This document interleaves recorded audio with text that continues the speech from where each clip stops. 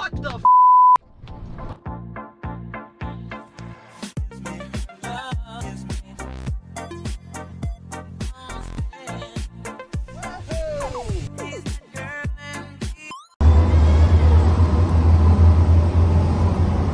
So this is a 37,000 mile 99 Saab convertible. Out the door was $560. So this is flood. Doesn't look like a drop of water got inside of it, I'll tell you that. And you can see it actually shorted out and melted.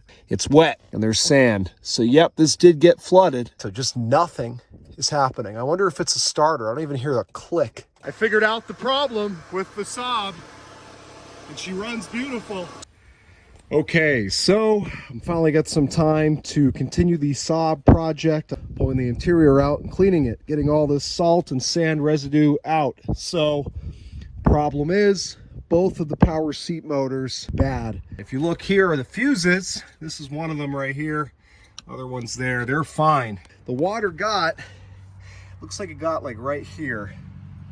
That's probably our water line right there. I pointed that out in the video. Seems to line up with everything I'm seeing so far.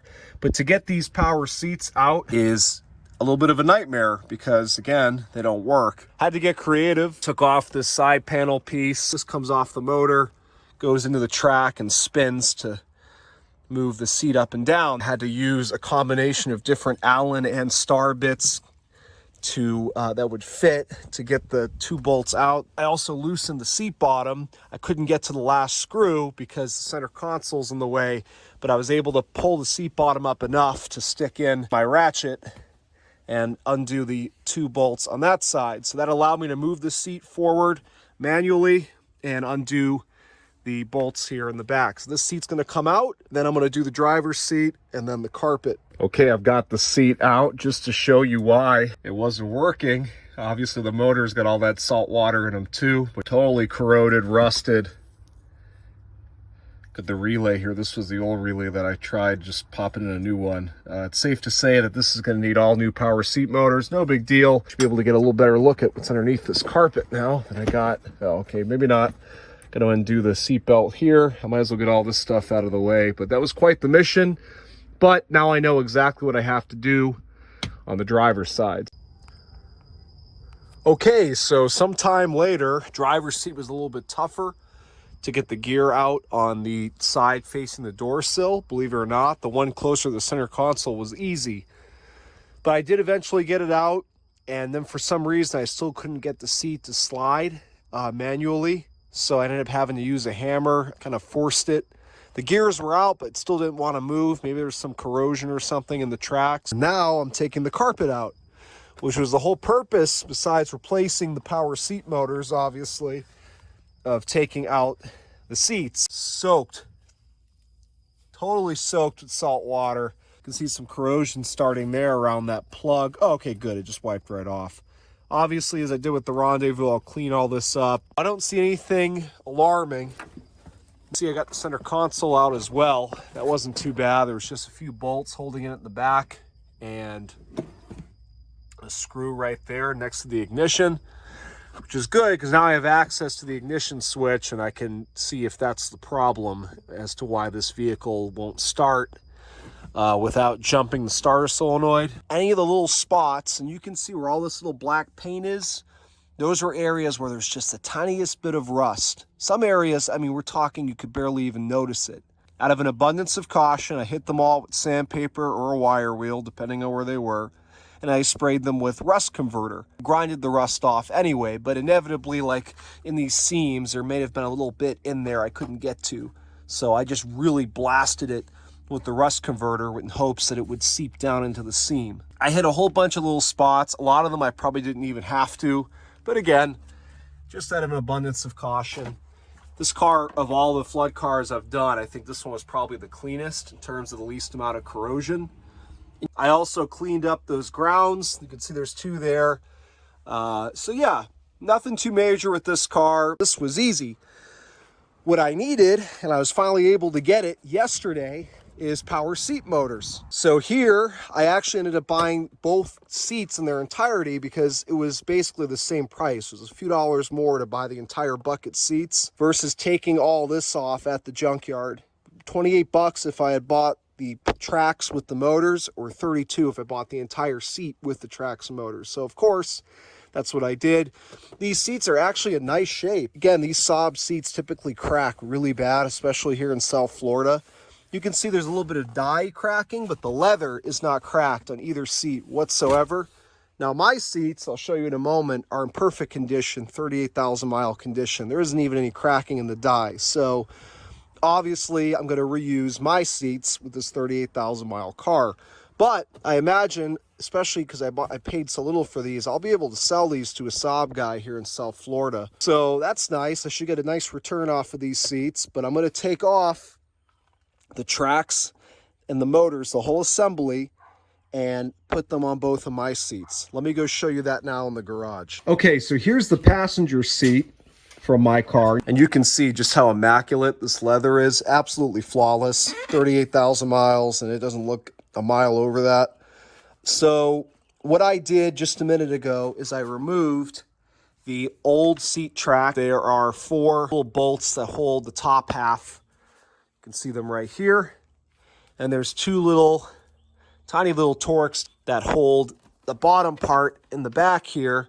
And then 2, just like this, bolts that hold the front of the bottom seat to the track. So it's not too bad. And then I have to separate these connectors here from, from all this stuff right here. You can see these have a relay underneath the seat. That's all corroded, and all these connectors are corroded. So just going to use this all from the other seats. Now let me show you one more thing. Okay, and here we have, as you know, my 04 DTS convertible. Look at how gorgeous this car is. Absolutely beautiful. I haven't washed her or anything, not in a while. She's just that nice of a car, 28,000 mile car. Let me show you what's going on in here. Now you'll see, I don't know if part 4 in this car is going to come out before this video, but obviously I've stripped out the interior. I still have to give things a real thorough cleaning. I have a dehumidifier running in here that has been pulling moisture out of this carpet. I had it out in the sun earlier, but there was still a lot of moisture inside of this sound deadening material. This is the Saab's carpet. I also washed it. It was already very clean, but now it's even cleaner. Right now this is being dried out the rest of the way, because this will go back in the car, obviously, in the Saab. But there's one more issue we'll go talk about right now. Sir Gray, what are you doing there, buddy? One of my handsome kitties here, Sir Gray, has been holding this for us to see. Watch out, bud. This is the immobilizer, if you want to call it that. I'll show you the part number here. It has a specific name, the twice control unit. You can see the part number there and all that. This is obviously completely shot. It's amazing how corroded it was, and the rest of the car is seemingly without any corrosion, really. For whatever reason, this really had a bad reaction with the salt water. So obviously there's no saving this. And the problem is these twice control units and these Saabs will only work with the original vehicle it was in. So I can't take one of these from the junkyard and put it in. I can't even flash it with like a Tech 2 to work in the Saab. You can only use the one the car came with, or I would have to, from another car, it would have to be a manual because of the way the ignition switch is on the manual. I'd have to get a key from another car, key, ignition switch, that immobilizer I just showed you, and the ECU, all from the same car. Can't be from a bunch of different cars because I guess they all work in unison off the same VIN number. You can't flash it. I'd have to buy a parts car just for the purpose of making this car start with the key again. So I have thought of an easier solution. So what I'm going to do is I'm going to put a switch like this in the center console, right around the area of the key. And I know this will work because, again, how was I able to get this car to start in the previous video? I jumped the starter solenoid with a screwdriver. So basically I bypass the not working immobilizer, starts up and runs and stays running, and you can shut it off with the key. So what I'm gonna do, and I'm not actually gonna use this switch. I bought this and, you know, I'd rather have one that looks nice. It says engine start stop. I may need one that has a few more wires. This only has 2 terminals because I wanna make sure this is done safely. because if I just do this 2-wire switch, I'd have 1 wire going to battery power, battery positive, and 1 going to the starter solenoid. I click this button, I don't even think the key would have to be turned. I could start the car. Obviously that's dangerous. Somebody could bump the button by accident even without a key in there, and the car, if it's in gear, could go flying, or if someone's underneath it with their hand up by the belts, could start up. So I'm going to get a better switch. It's going to look better. It'll have a few more wires so I can wire it up just like this is wired up with the key. So the way it'll work is you get in the car, pretend you're sitting here, you turn the key to the on position, push the clutch in, you're in neutral, and you press the engine start stop button. It'll allow the vehicle to start, and you shut it off with the key. It's almost like an S2000 where you had to turn the key to the on position, and then there was a red start stop button. So that's what I'm going to do, but I'm not going to do it today because, again, I want the better button. I thought about the safety issue afterwards. So what I'll end up doing in the short term to be able to start this, if you watched my 04 Coach Builders videos, you saw me do this, I believe in part 2, where I used one of these remote trigger switches. Essentially, if I were to wire up that 2-terminal button, same idea. One of these clamps goes on the starter solenoid, which is down there. It's going to be hard to see the starter and the solenoid, but it's easy to access with my hand if I reach down there. One will go on battery positive. I'll just keep this trigger in here when I need to start the car. Make sure it's in neutral and come out here and click the switch. Again, a temporary thing until I do the wiring. I got to order one of those switches and all that. Okay, real quick look. You can see I've got the donor passenger seat apart. Let me show you what it looks like over on the other seat now. So you can see this is the track, motor, and electrical from the donor seat. All I have to do now, because I didn't want to take this all apart, I'm reusing these connectors that are in the seat. These seats, the cushion, the leather never was underwater. The water was, if I had to estimate, probably right here. So I'm reusing all these. I had to clean a few of the connectors, had a little bit of corrosion. Some of them didn't have any. So this guy here, for example, comes through here, and then I believe like this, plugs into the back of this gray. This is the main connector for all the seat electronics, which I stole out of the donor seat. So I don't have to worry about corrosion on this guy. The car's connector had corrosion, but I cleaned the absolute hell out of it. See, that goes in there just like that.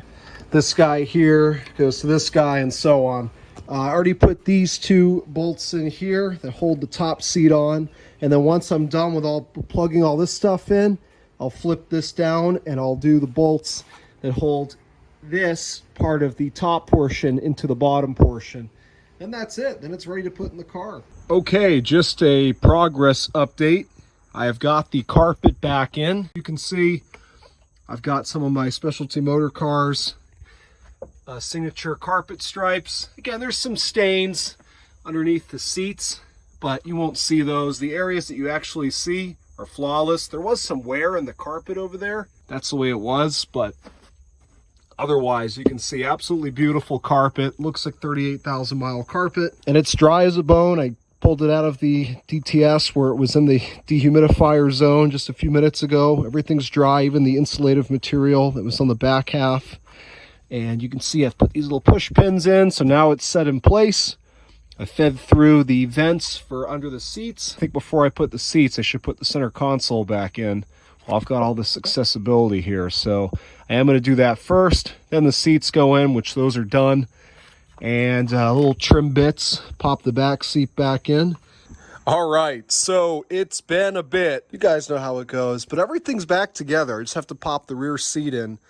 And I'm going to hook up the battery right now because it's time to move the seats, the newly transformed seats, under their own power so that I can do the bolts in the front of that one and the rear of this one. Look at how nice she looks now. Carpet in, all the trim in. I had to put the glove box back in, this piece, the center console. Let me go ahead, hook up the battery. We'll see if these seats work. Come on, baby. I know these seat motors work because I had to actuate them at the junkyard. I had to put power of the junkyard card to move them to get the bolts out, but the connector did plug in. If they don't work, I would suspect bad connector or harness.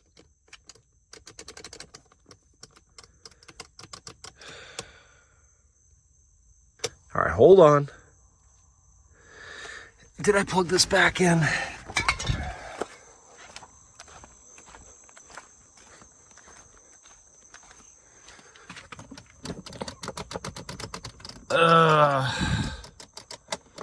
That's not good. Now these are the original switches. Maybe the switches are bad from the flood. I don't think the water got that high.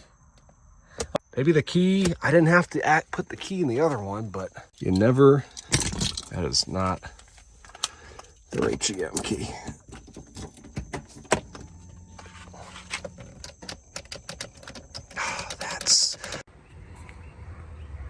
Okay, so last night I threw this all back together and you saw I was having issues with the power seats. I got the driver's seat working. I believe that there was just still too much corrosion buildup on these pins, especially the back half where the actual pins go in. So I cleaned the hell out of that connector. It works every time. So that was fixed, but passenger side, assuming over there that it was a dirty connector, I cleaned the absolute hell out of this connector, got nowhere with it. So I left it at that last night. Now I'm back out here next day and I already probed this and tested it for power.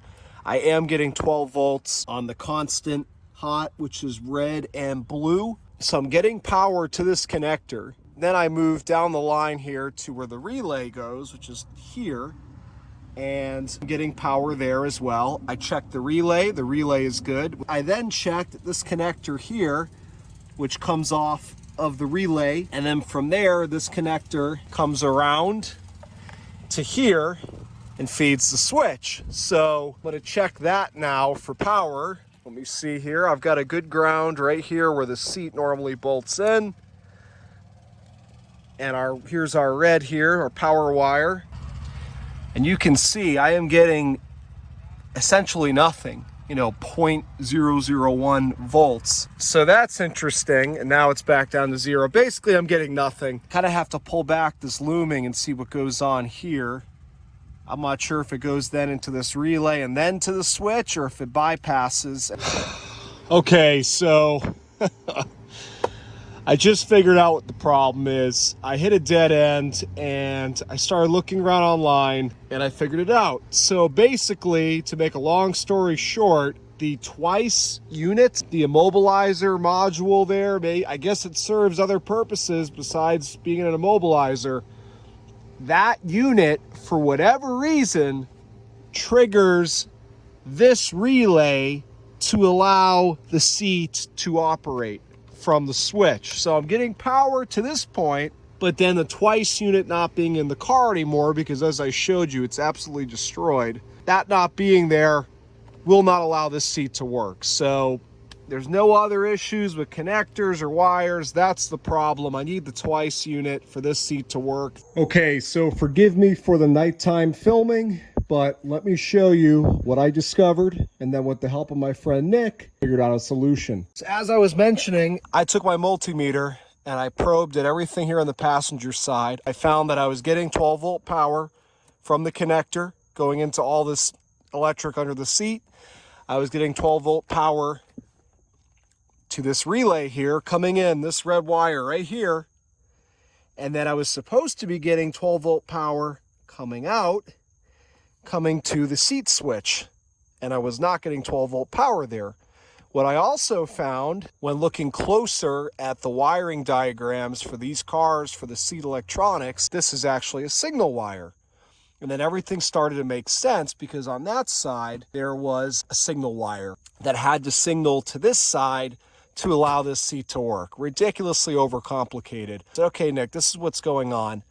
How do you think I can get around this? There's got to be a way for me to get around this to not need the immobilizer. And Nick right away knew what to do. He said, Al, all you've got to do is ground pin 85. By doing that, you'll be able to bypass the grounding through the twice unit and the seat will work. And so Nick had a great idea. Because I had all this stuff from the flooded seat, he told me to take out the signal wire pin, which here's the one from this car that was not sending signal to this relay, as the twice unit is missing. He said, go take this from the other seat's electronics, put it into the back of where the relay goes so it connects to pin 85 on the relay. I didn't want to just cut this and splice into it, because the reality is I'd like to fix this correctly someday. But for now, That's why I borrowed this from the Flood Seats Electronics. He said, use the one from the other car, pin it in to pin 85, and ground it. And that's exactly what I did. Now, you're probably seeing this wire nut freaking out, but remember, this is just a ground, so there's no danger in that. And I had to do that because all I had laying around was number 12. So they're in this wire nut, nice and snug. I cut a big piece, and I remembered from having the floor up, from having the carpet out, and cleaning this ground down here, that there was a ground right below the seat. So you can see where the yellow is and the green wire coming in. That's my ground that I added. Worst that could happen if this was to pop apart is the seat stops working and I'd have to ground it again. So now, as you can see, seat works. That's all it needed. And so what's the permanent solution to this? Obviously, this is a little bit janky. Do I care? No. But at the same time, this is a really nice car. And someday I'd like to be able to start it with the key instead of a button and use the seat without this being going on underneath the seat. Nick thinks there's got to be a way to put another twice unit in here and code it to this car. And so next time he comes into town, make sure I have a replacement twice unit and we'll see if he can make some magic happen. He's got an Autel, he's got all kinds of different software in his laptop. So he is pretty confident that he can get another twice unit to work in this car so that I don't have to start it with a button and I don't have to have this going on for the seat. And so that's why I left this here. So if he is able to get a twice unit in this car and working, I can put this back in, take this out, and it'll be grounded through the twice unit as it's supposed to be. I'm very happy in the meantime. At least this seat is working. Now I understand what happened. Now finally I've got my two seats operational.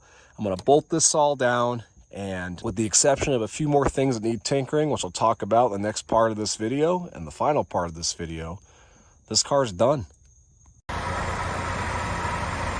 Okay, and here she is, all buttoned up, looking beautiful. Not that it ever looked that bad, let's be honest. Even after the flood, this was still really clean. I will point out one thing, which I wanted to get this video out for you guys. Didn't want to delay it any longer. You can see there's a lot of water spotting in the paint, hard water spots. I didn't have time to take those out. That would require a polishing or at least a clay barring to take those out. But I did give it a wash. You can hear her purring away, purring like a kitten. I cleaned up the wheels, they cleaned up great. These tires, they are ancient and they definitely need replacing. It's a shame because they basically have brand new tread, but they're out of round at this point. And as I pointed out in the first part of this video series on this car, this thing had maybe a few thousand less miles in 2010. So it really hasn't been driven much, but it would also explain why this is such a time capsule. Beautiful straight body, beautiful original paint. Again, just needs a good polishing, paint correction, whatever you want to call it, to make her look showroom new again.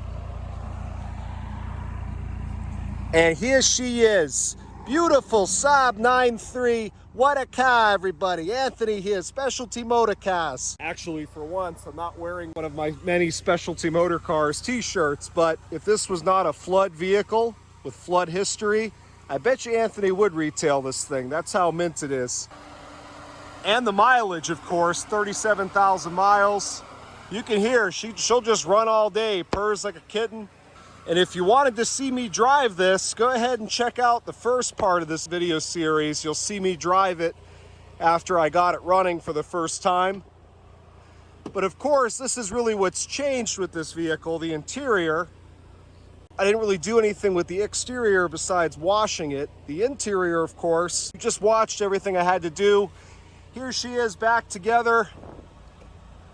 Full functionality of the power seats. There's that low odometer reading, 37,000 miles. The airbag light is on because at one point when I was messing with the seats, I disconnected the airbag connector for the seats with the battery still connected. That should go away after several key cycles. If it doesn't, I can always just clear it with a scanner. These are airbag seats in '99, pretty cool. It wasn't quite standard in most vehicles at that time. Rear seat back in. I only took out the bottom cushion just to make sure there was no water that it made it up to that height, which it had not. Got the AC cranking ice cold. I do need to replace this SID screen here at the information center. You can probably have it rebuilt, or you can get a replacement out of a car. It's got a good one. The junkyard car that I got these seat motors out of, unfortunately, did not have the SID. Somebody already grabbed it. You can see I'm protecting the carpet for my big caveman feet. This did not come with its floor mats. And as for the convertible top, I spent a good amount of time tinkering with it, trying to get it to work. Let me show you what it does. And I watched a video on YouTube for how to manually operate it, and unfortunately I was unsuccessful. Well, right now it's saying check soft top the storage tray, but I can kind of make out what it says. Normally it says soft top failure. It's saying that right now because I took all that apart in the back trying to sort this thing out. But basically I tried everything, could not get the soft top to operate. So something with the soft top system in this vehicle, be it the hydraulics or whatever, something has failed. I'll figure it out eventually. Again, I just wanted to get this video out for you guys. But it really would have been nice to put the top down for this exit shot. Basically, I can unlatch it in the front by hand, which is the design, but I need this part here to release this. And I checked even in here, the later 9.3s, from what I saw, there's a manual release when you pull back this fabric, the headliner material, where you can unlock this. And then at that point, I can manually close it the rest of the way. But I didn't find anything in there to manually unlock that. And because I can't do that, I can't put the top down, unfortunately. For right now, she's in coupe mode, but I'll tell you what, that original black canvas top looks absolutely beautiful. It's in great condition. I suppose I'll pop the hood, show you the engine bay. I didn't really clean that. I just pressure washed it quick.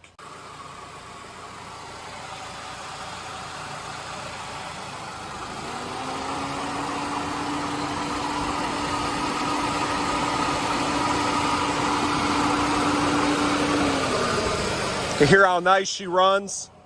So yeah, I gotta figure out the convertible top, but that doesn't prevent me from doing the rebuilt inspection. I can do that at any time. The vehicle's ready for that. Everything that matters for the rebuilt inspection is done. If you're interested in buying this Saab and you see it still needs some things, I would consider, not guaranteeing, I would consider selling it for $7,000. And some of you are gonna get upset and say, Al, you're into it for like $500-600. That's not fair. I don't have to sell it. I don't really want to sell it. So if I'm gonna sell it, I'm gonna get fair market value for the vehicle, what I feel is fair. Go find another one with 37,000 miles. Go find one in this condition with that mileage for $7,000. You're not gonna do it.